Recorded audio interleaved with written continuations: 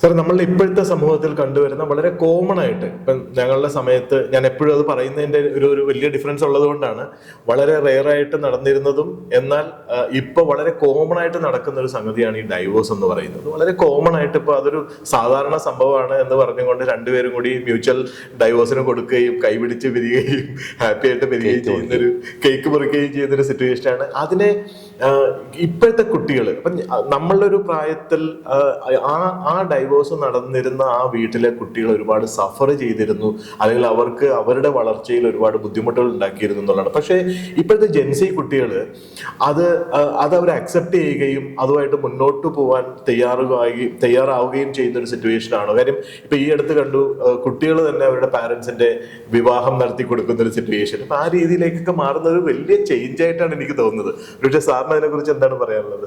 Happily divorced എന്ന് പറയുന്ന വാക്ക് അതിന് രണ്ട് ആസ്പെക്റ്റ് ഉണ്ട്. ഡിവോഴ്സ് ആ പ്രോസസ്സ് ഒട്ടും ഈസിയല്ല. അതിലൂടെ കടന്നു പോകുമ്പോൾ ഒരു മനുഷ്യൻ സഹിക്കുന്ന സഹനങ്ങൾ, അതിൻ്റെ ഇംപ്ലിക്കേഷൻസ്, അവരുടെ ഫാമിലിയിൽ ആ കുഞ്ഞിനുണ്ടാക്കുന്ന വിസ്മരണങ്ങൾ, അതൊക്കെ റിയലാണ്. ഓക്കെ, ഹാപ്പിലി ഡിവോഴ്സ് എന്നത് പിന്നീട് ഡിവോഴ്സ് ആയതിനു ശേഷം അയാൾ വീണ്ടെടുക്കുന്ന ജീവിതത്തെ വേണമെങ്കിൽ ഹാപ്പിലി ഡിവോഴ്സ് എന്ന് വേണമെങ്കിൽ പറഞ്ഞോളൂ. പക്ഷേ ഡിവോഴ്സ് എന്ന പ്രോസസ്സ് ഒരിക്കലും ഹാപ്പി അല്ല, അത് പെയിൻഫുൾ ആണ്. ഞാനൊരു സെപ്പറേറ്റഡ് പേരൻറ്റിൻ്റെ മകനാണ്. ഓക്കെ, എന്നെ വളർത്തിയത് എൻ്റെ വല്യപ്പച്ചനും വല്യമ്മച്ചിയാണ്. ഇനി അതിൻ്റെ എൻ്റെ ലൈഫിൽ നിന്ന് അതിനെ ഞാൻ ഉദാഹരിച്ച് പറയാം എന്തൊക്കെയായിരുന്നു അതിൻ്റെ ഗുണദോഷ വശങ്ങൾ. സെപ്പറേറ്റഡ് ആയി കഴിയുമ്പോൾ, പേരൻസ് ഇങ്ങനെ സെപ്പറേറ്റഡ് ആയിട്ട് രണ്ടിടത്ത് നിൽക്കുമ്പം, നമ്മളെ ഒരു ഗ്രാൻഡ് പേരൻറ്റ് വളർത്താൻ പോകുമ്പോൾ നമുക്ക് ഇഷ്ടംപോലെ കരുതലും സ്നേഹവും കിട്ടും. മേ ബി പേരൻസിനെ നമുക്ക് കിട്ടുന്നതിനേക്കാൾ കൂടുതൽ കിട്ടും കേട്ടോ. ഭയങ്കര ലാവിഷാണ് കരുതി. ബട്ട് ഈ ഭക്ഷണം നല്ലതായിരിക്കും, കരുതൽ കിട്ടും, സ്നേഹം കിട്ടും. പക്ഷേ ജീവിതത്തിൻ്റെ ചില ഡിസിഷൻ മൊമെൻറ്റ്സ് ഉണ്ടല്ലോ, തീരുമാനം എടുക്കേണ്ടി വരുന്ന മൊമെൻറ്റുകൾ, ഒരു കോഴ്സ്, ഒരു കരിയർ, ഈ കരിയറിൽ നമ്മളെ ഗൈഡ് ചെയ്യാൻ പറ്റുന്ന ആളുകളുടെ ആബ്സെൻസ് നമ്മളെ നന്നായിട്ട് ബാധിക്കുന്നുണ്ട്.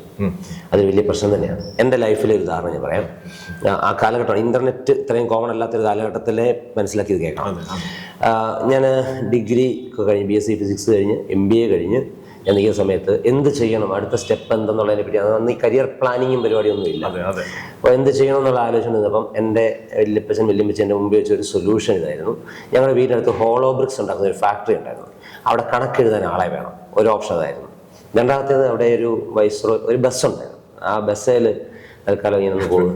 ഇങ്ങനെ രണ്ട് ഓപ്ഷനാണ്. ആ സമയത്ത് ഞാനിങ്ങനെ സിവിൽ സർവീസിനെ പറ്റിയൊക്കെ കേട്ട് മോട്ടിവേറ്റഡ് ആയിട്ടൊക്കെ ഇരിക്കുന്ന സമയമാണ്. അന്നേരമാണ് നമ്മുടെ മുമ്പിലോട്ട് ഈ ഹോളോ ബ്രിക്സിൻ്റെ കണക്ക് എഴുതണം എന്ന് പറഞ്ഞിട്ട് സംഭവം. അപ്പം നമുക്ക് മനസ്സിലായി ഇത് രണ്ടും കൂടെ അങ്ങോട്ട് മാച്ച് ആകത്തില്ല, ഇത് തമ്മിലവിടെ മാച്ച് ആകത്തില്ല. അപ്പം എനിക്കെപ്പോഴും ഓർമ്മയുണ്ട്, ഈ MBA കഴിഞ്ഞിരിക്കുന്ന സമയത്ത്, അതായത് 2009, 10, 11 കാലഘട്ടം, ആ കാലഘട്ടത്തിൽ എന്നോട് ടൈപ്പിംഗ് ഷോർട്ട് ഹാൻഡ് പഠിക്കാൻ പറഞ്ഞിട്ടുണ്ട്. കാരണം അവർക്ക് അറിയാവുന്ന അതായിരുന്നു ഒരു കാലഘട്ടത്തിൽ. അത് മാറിയ കാര്യം ഇവിടെ അറിഞ്ഞിട്ടില്ല, എവിടെയല്ലേ.